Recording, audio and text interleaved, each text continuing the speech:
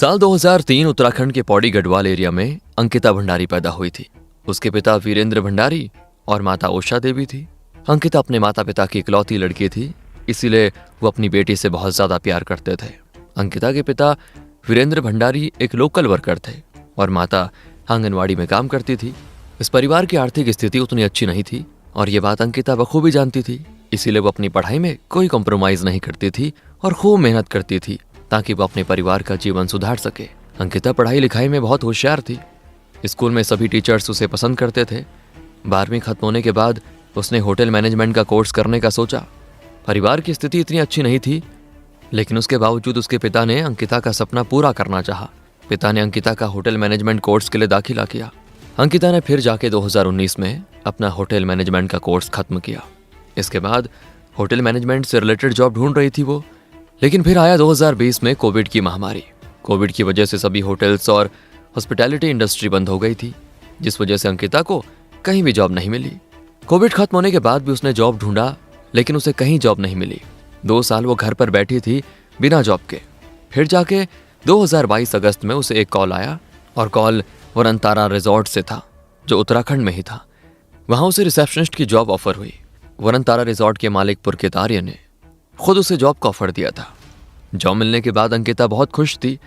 उसका परिवार भी खुश था, क्योंकि उन्हें भी लगने लगा कि उनकी परिस्थिति थोड़ी ठीक हो जाएगी। उसे जॉब और सैलरी ठीक लगी, लेकिन उसे एक बात की चिंता थी कि रिजॉर्ट उसके घर से काफी दूर था, बल्कि वो मेन शहर के अंदर जंगलों में था, तो रोज आना जाना नामुमकिन था। लेकिन उसके बॉस पुलकित ने उसे कहा कि वो वहीं रह सकती है, वो उसे रूम का इंतजाम करके देगा ताकि उसे रोज आना जाना नहीं पड़े और उसके ट्रैवलिंग के पैसे भी बचेंगे। ये सुनकर उसके परिवार और खुद अंकिता ने इस जॉब को एक्सेप्ट कर लिया और उसने उसी दिन जॉब को ज्वाइन कर लिया, यानी 20 अगस्त 2022 को उसने जॉब ज्वाइन की।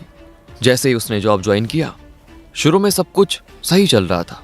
अंकिता अपना काम को एंजॉय कर रही थी। अंकिता रिजॉर्ट के स्टाफ मेंबर्स के साथ घुल मिल गई थी। उनके वहां नए दोस्त भी बन गए थे। उसका बॉस पुलकित आर्य उसका बहुत ही अच्छा ध्यान रख रहा था। भले ही वो अपने घर परिवार से दूर थी, लेकिन उसे यहाँ पे किसी भी चीज की कोई कमी महसूस नहीं हो रही थी। वो रोज उठती, अपना काम करती और रात को अपने परिवार से बात करके सो जाती। उसका ये रूटीन बन गया था। लेकिन फिर एक दिन सब बदल गया। 18 सितंबर को अंकिता आखिरी बार काम पर आई थी और उसके बाद अंकिता नजर ही नहीं आई। उसके बाद किसी ने अंकिता को नहीं देखा था। सभी हैरान थे कि 19 साल की लड़की भला कहाँ गई। वहां के स्टाफ और उसके दोस्त बौखला गए और उन्होंने उसके मालिक पुलकित को कॉल करके ये बातें बताई। जैसे ये बात रिजॉर्ट के मालिक पुलकित को मिली, वो तुरंत ही पहले रिजॉर्ट आया। उसने रिजॉर्ट के आसपास देखा और जब अंकिता नहीं मिली तो पुलकित सीधे पुलिस स्टेशन गया और वहां जाके उसने अंकिता के मिसिंग होने की रिपोर्ट लिखवा दी और पुलिस को यह कहा कि अंकिता अपना शिफ्ट खत्म करके आज काम पे नहीं आई है। उसका फोन भी बंद आ रहा है और वो उसके रूम में भी नहीं है। रिपोर्ट लिखने के बाद पुलिस ने कोई एक्शन नहीं लिया, ये कहकर कि लड़की बालिग है और यहीं कहीं गई होगी, वापस आ जाएगी शाम तक। पुलिस ने वेट करने को कहा। पुलकित पुलिस स्टेशन से निकला और इसके बाद पुलकित ने तुरंत ही अंकिता के पिता वीरेंद्र भंडारी को कॉल किया और बताया कि अंकिता आज सुबह से काम पर नहीं आई है। पुलकित ने उसके पिता को कहा और आश्वासन दिया कि वो अपनी ओर से ढूंढने की पूरी कोशिश कर रहा है। जैसे ही अपनी बेटी के लापता होने की बात उसके पिता ने सुनी, वो बौखला गए और ये बात सुनकर बड़े डर भी गए थे। जिसके बाद वो तुरंत ही पुलिस स्टेशन पहुंचे। 20 सितंबर को अपने घर से निकले और 21 सितंबर को सीधे पुलिस स्टेशन पहुंच गए। वहां उन्होंने वैभव प्रताप सिंह को अंकिता के मिसिंग होने की रिपोर्ट लिखवा दी। वैभव प्रताप सिंह ने इस बार भी कोई एक्शन नहीं लिया। अंकिता के पिता 8 घंटे वहीं पे बैठे हुए थे, लेकिन पुलिस ने इस बात को नजरअंदाज कर दिया। फिर जाके अंकिता के पिता खुद अपनी बेटी को ढूंढने निकल पड़े। उन्होंने लोगों को अपनी बेटी की तस्वीर दिखाई, लेकिन कोई सुराग नहीं मिला। इसके बाद अंकिता के पिता पूरी तरह टूट गए थे। उनकी मदद करने के लिए कोई नहीं आया। फिर जाके अंकिता के पिता को एक कॉल आया और वो कॉल था अंकिता के खास दोस्त पुष्पदीप का। अंकिता और पुष्पदीप पहले से अच्छे दोस्त थे और अंकिता उसे हर एक बात बताती थी। वो दोनों रोज बात करते थे। जब पुष्पदीप ने अंकिता के पिता को कॉल किया और जो बातें सुनाई, तो अंकिता के पिता के पैरों तले जमीन खिसक गई। अंकिता के पिता पूरी तरह से चौंक गए। पुष्पदीप ने बताया कि उसकी और अंकिता की बात 18 सितंबर को हुई थी। उसके बाद उन दोनों के बीच कोई बातचीत नहीं हुई। जब आखिरी बार उन दोनों की बातचीत हुई, तब अंकिता बड़ी परेशान लग रही थी और उसके पहले अंकिता ने बताया था कि रिजॉर्ट में कुछ बहुत ही गलत हो रहा है और अंकिता के साथ भी गलत किया जा रहा है। अंकिता बड़ी परेशान थी, रिजॉर्ट के मालिक पुलकित ने अंकिता को वीआईपी गेस्ट्स को एक्स्ट्रा सर्विसेज देने की बात की। एक्स्ट्रा सर्विसेज यानी कि प्रोस्टिट्यूशन। अंकिता ने इस बात के लिए साफ मना कर दिया था। यही नहीं, पुलकित ने अंकिता को 10,000 रुपए भी ऑफर किए थे, ये सोचकर कि गरीब लड़की है, पैसे के लालच में आ जाएगी। लेकिन अंकिता उनके सामने चट्टान की तरह खड़ी थी और उसने सिर्फ मना किया। यही नहीं, पुष्पदीप ने यह भी बताया कि रिजॉर्ट का मैनेजर अंकित गुप्ता, जो पुलकित आर्य का ही दोस्त था, उसने अंकिता को किस करने की भी कोशिश की थी।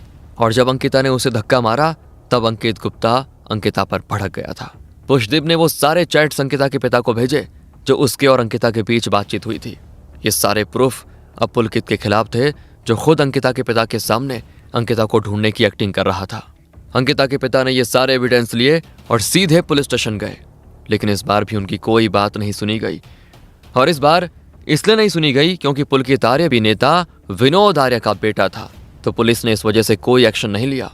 और रिपोर्ट्स के मुताबिक पुलकित पहले से ही वैभव प्रताप सिंह के टच में था। दिन बीत रहा था और 19 साल की बच्ची का कोई पता नहीं चल रहा था। 4 दिन हो गए थे, लड़की का कोई अता पता नहीं था। धीरे धीरे बात मीडिया और सोशल मीडिया पर आने लगी। लोग सड़कों पर उतरने लगे। लोगों ने पुलिस स्टेशन के बाहर प्रोटेस्ट करना शुरू किया। लोगों का गुस्सा बढ़ता जा रहा था। यही सवाल था कि भला अब तक इस केस का कोई नतीजा क्यों नहीं निकला और भला अब तक कोई एक्शन क्यों नहीं लिया गया। फिर जाके जब पुलिस पर और दबाव आने लगा तब मामले को लक्ष्मण झूला पुलिस स्टेशन में ट्रांसफर किया गया। जैसे उन्हें यह केस मिला, उन्होंने एविडेंसेस देखकर 22 सितंबर को पुलकित आर्य को अरेस्ट कर लिया। पूछताछ के दौरान पुलकित ने पहले तो उसके खिलाफ एविडेंसेस और चैट्स को यह कहकर नकार दिया कि अंकिता का फोन बंद था और उसी ने मेरे फोन से लेकर खुद को टेक्स्ट किया था ताकि मैं विलन दिखूं। लेकिन पुलिस के टॉर्चर करने के बाद पुलकित ने सारा सच बता दिया। पुलकित ने बताया कि वो सारी बातें जो चैट्स में हैं वो सच है। पुलकित ने कहा कि उसके रिजॉर्ट में एक वीआईपी आए थे और उस वीआईपी ने खास अंकिता से एक्स्ट्रा सर्विसेज लेने की बात की। लेकिन अंकिता ने साफ मना कर दिया था। यही नहीं, हमने उसे पैसे भी दिए लेकिन वो तब भी नहीं मानी। हम पर प्रेशर था क्योंकि हमें किसी भी हालत में उस वीआईपी को एक्स्ट्रा सर्विस देनी ही थी। अंकिता मुझसे नाराज थी, इसलिए हमने प्लान बनाया और सोचा कि अंकिता को मनाने के लिए कहीं बाहर लेके जाएं खाने पे। पुलकित ने आगे बताया उसके इस प्लान में उसका दोस्त सौरभ भास्कर और मैनेजर अंकित गुप्ता भी थे।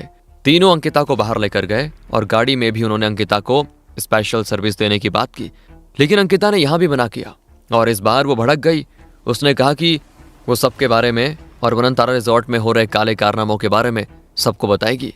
पुलकित ने आगे कहा, ये बातें सुनकर हम तीनों बौखला गए और हमने गाड़ी को चिला नदी के पास रोका और उसी नाले में अंकिता को धक्का दे दिया। बेचारी 19 साल की लड़की जिसको तैरना नहीं आता था, उसने पानी में ही अपनी जान गंवा दी।